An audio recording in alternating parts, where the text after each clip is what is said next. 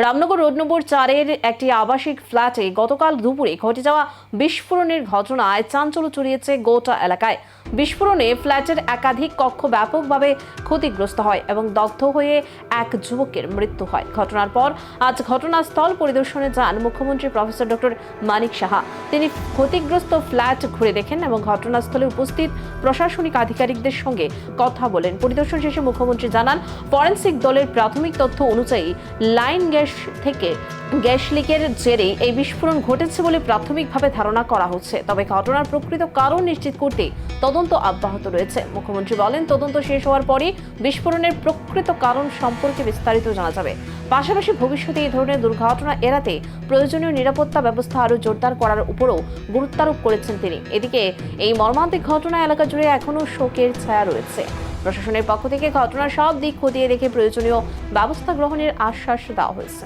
প্রাথমিক যে রিপোর্ট আমার কাছে আসলো, দেখা গেছে যে এখানে যে গ্যাসের যে লাইন দেয়, তো লাইন গ্যাসের যে এখানে লাইন কিন্তু দেওয়া হয়েছিল, কিন্তু উপরের ফ্ল্যাটে তখন কিন্তু গ্যাসটা সেখান থেকে দেওয়া হয়নি।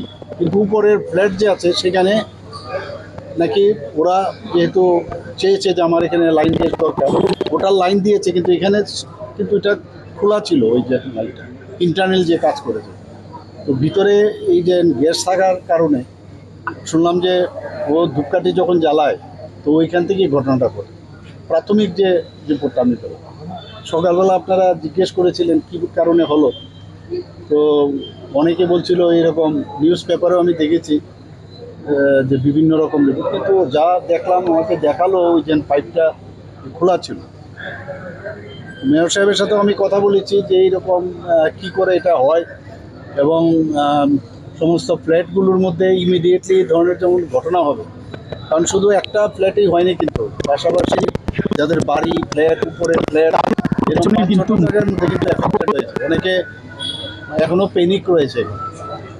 ওনাদেরকে আমি আশ্বস্ত করেছি আমাদের তরফ থেকে যা যা করার করবে, এবং আমাকে কালকে একজন বলল যে ওকে কলকাতায় নিয়ে যেতে চায়, এবং আপনি একটু বলে দেবেন যাতে ও গেলে যাতে তাড়াতাড়ি ওর ট্রিটমেন্টটা হয়। আমি ওনাকে বলি যে 90% ওর বার্ন। তো আমি আধিকারিককে বলেছিলাম, সেক্রেটারি মহোদয়কে, যে আপনি দিল্লিতে কথা বলে, তো সেইভাবে তৈরি ছিল। কিন্তু দুঃখের বিষয়, অত্যন্ত দুঃখের বিষয়, আজকে সকালবেলা আর ওনাকে ধরে রাখা গেল না। ডাক্তারবাবুরা অনেক চেষ্টা করেছে,